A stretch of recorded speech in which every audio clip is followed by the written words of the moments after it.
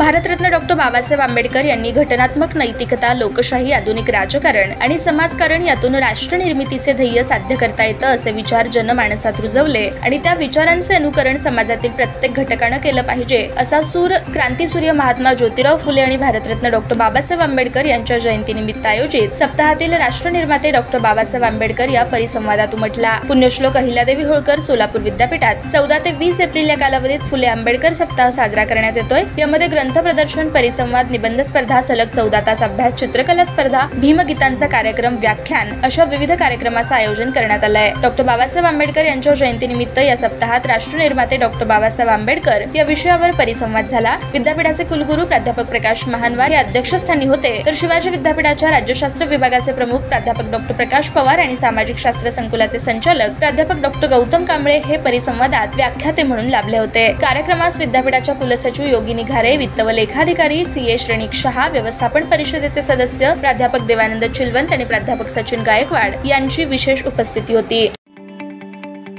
ताज्या बातम्या पाहण्यासाठी प्राईम महाराष्ट्र न्यूज चॅनलला सबस्क्राईब करा।